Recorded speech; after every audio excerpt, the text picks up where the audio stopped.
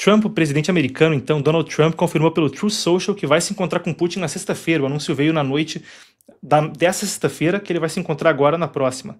Aí tá o tweet dele, ou a trutada, não sei como se diz no Truth Social, o post dele. A reunião altamente antecipada entre eu, o presidente dos Estados Unidos da América, e o presidente Vladimir Putin da Rússia acontece na sexta-feira, dia 15 de agosto, no grande estado do Alasca. Mais detalhes vem adiante e obrigado por sua atenção para esse assunto. E os detalhes, então, aparentemente vieram. A coisa é de high stakes, como se diz nos Estados Unidos, que, para quem está aprendendo inglês, não significa bifes altos não, mas de alto peso, de alta importância. O Alasca é até um estado simbólico para a reunião. Ele já chegou a ser parte da Rússia aí no século XIX e depois foi comprado pelos Estados Unidos. Ele indicou que pretende conversar com Putin antes de incluir o presidente ucraniano Zelensky nas negociações. Isso também contraria algumas declarações anteriores da Casa Branca de que inicialmente já seria uma cúpula trilateral, incluindo também o ucraniano, além do americano e do russo. Agora, isso tem um peso simbólico não só pela escolha do lugar no Alasca, mas até pelo timing da coisa. É a primeira cúpula presencial entre Trump e Putin desde 2018. Houve uma reunião com o Biden em 2021, mas foi em Genebra, na Suíça. A de 2018 com o Putin foi em Helsinki. Mas, ainda, a primeira visita oficial de Putin aos Estados Unidos que não seja para uma ocasião da ONU desde 2007. A gente tem até aqui uma foto da última vez em que eles estiveram, em que ele esteve nos Estados Unidos. Aí com o Bush, em 2007. Até numa ocasião rara, né? 2 presidentes, nenhum com gravata, e o Putin até com uma manga curta. Mas o programa não é sobre moda, vamos voltar para a notícia. Isso foi no rancho do Bush, no Texas. Essa aqui é a imagem. Em jogo tem a possibilidade de um cessar-fogo, um dos objetivos citado por Trump em coletiva de imprensa hoje pela manhã, mas não só hoje pela manhã. Trump tem se posicionado, ou quer deixar o legado, diz ele, de um presidente da paz, um peacemaker. Ele diz que acaba uma guerra por mês e que essa aí é prioritária. As palavras dele na corrida eleitoral foram que ainda no primeiro dia depois de eleito, antes de tomar posse, ele teria acabado a guerra, mas pareceu um conflito mais persistente na dificuldade de resolver do que ele pode ter antecipado.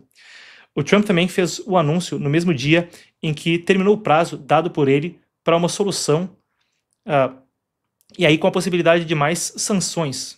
Ou ia ter uma solução na sexta-feira passada, ou vão ter mais sanções, até agora ficou no ar e essa cúpula foi marcada.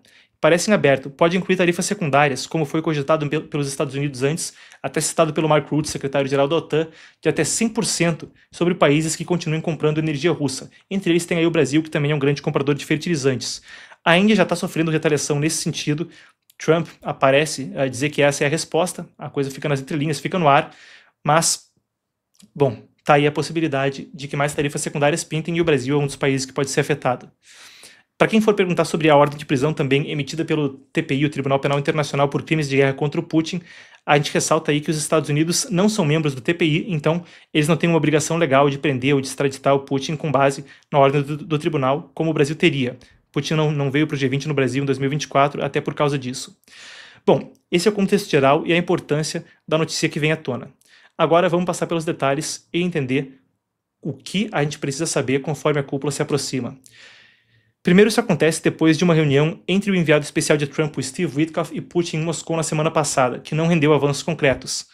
A probabilidade é de um impasse. O Kremlin deseja terra. Reportagens apontam para a possibilidade de uma seção da Península da Crimeia, ocupada já antes dessa guerra em 2014, e para partes de Donetsk e Luhansk, incluindo áreas que ainda não estão sob controle russo. Essas são também as regiões que estiveram no cerne da tensão no início da guerra, apesar de ter sido um ataque de várias frentes lá atrás, em fevereiro de 22.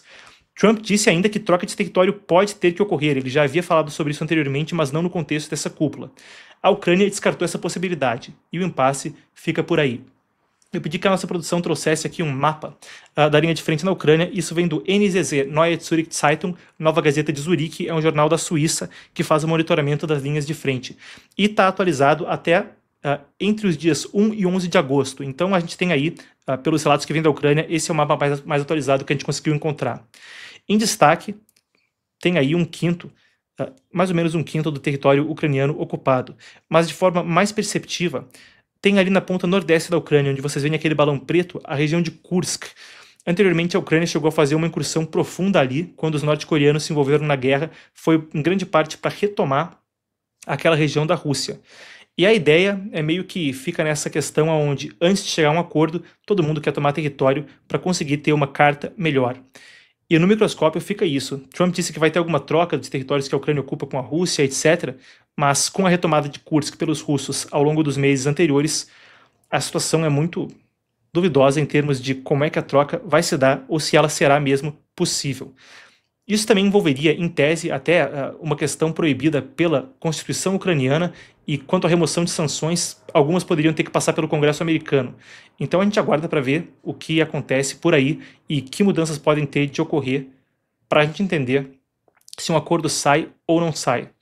Especialistas alertam que qualquer acordo que envolvesse uma violação como essa, uma cessão como essa, melhor dizendo, poderia violar a Constituição ucraniana e, como a gente disse, então, a depender, o Congresso dos Estados Unidos poderia ter que se aprovar alguma coisa para remoção de sanções. É possível que uma cúpula envolvendo Zelensky ainda seja agendada no futuro. Trump disse que essa era a vontade dele. Na Europa, então, foi confirmado por Trump que ele está em contato com os líderes europeus e vai consultar eles antes da cúpula. A chefe da diplomacia da União Europeia, a Kaja Kallas, disse que todos os territórios ocupados pertencem à Ucrânia e que a agressão não pode ser recompensada. Depois, há pouco, ainda hoje, conforme Trump falava pela manhã, você acompanhou a coletiva do presidente americano por aqui, fez uma postagem num tom mais suave. Ela disse: os ministros das Relações Exteriores da União Europeia expressaram hoje apoio às medidas dos Estados Unidos que levarão à paz justa. O Friedrich Merz também rejeitou algumas das decisões tomadas, segundo ele, por cima da cabeça dos europeus e ucranianos. Mas fato é que, a trancos e barrancos, parece haver um alinhamento e os líderes europeus parecem estar a bordo da cúpula que vem adiante. Se a gente falava da redistribuição territorial, tem algumas nuances, com ataques que se intensificaram também no final de semana. A Rússia atacou instalações de petróleo e gás do Azerbaijão, em Odessa, na Ucrânia. O presidente do Azerbaijão, Ilham Aliyev, afirmou que a cooperação energética com o governo ucraniano vai continuar firme, apesar dos ataques. A Ucrânia também fez um ataque profundamente atrás das linhas inimigas, lá no noroeste da Rússia, uma coisa que é relativamente incomum. Houve um ataque que foi feito com drones a algumas bases aéreas, e a gente noticiou aqui a Operação Teia de Aranha. Entretanto, é mais um ataque aí profundamente além das fronteiras entre a Ucrânia e a Rússia.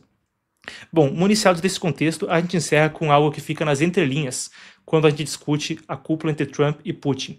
Você acompanhou aqui na sexta-feira, bom, eu não sei se você, a live foi, para usar o termo coloquial aqui, como diz a criançada, flopada na sexta-feira, pessoal. A gente faz a coletiva com o Trump, nem fala sobre o que é, todo mundo corre para assistir a tradução simultânea. Mas aí quando a gente foi falar de um assunto que tem um peso estratégico importantíssimo, sobre o sul do Cáucaso, live flopada na sexta. Pô, iam fazer do canal uma internacional e geopolítica, tinha que ter mais público. Mas para eu não ficar aqui com essa ladainha toda, o que fica nas entrelinhas é que na sexta-feira a gente cobriu um acordo de paz entre Armênia e Azerbaijão, no sul do Cáucaso. Isso é uma região que foi parte anteriormente, tá aí resgatado de sexta-feira. Isso é uma região que foi parte do Império Russo e depois da União Soviética. Parte do acordo inclui um corredor com o nome do Trump, Corredor Trump para Paz Internacional e Prosperidade, e que vai essencialmente remover ou afastar muito da influência russa, chinesa e iraniana do sul do Cáucaso, uma carimbada, por falta de uma palavra melhor, no quintal da Rússia.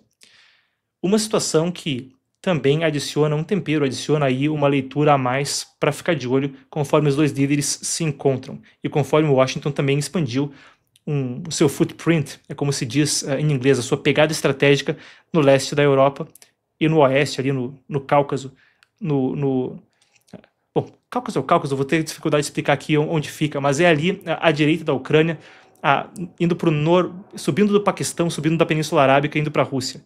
Tinha um mapa na sexta-feira, agora estou sem ele, mas aqui foi culpa não da produção, mas minha, eu que fui agora no freestyle saindo do script para falar disso.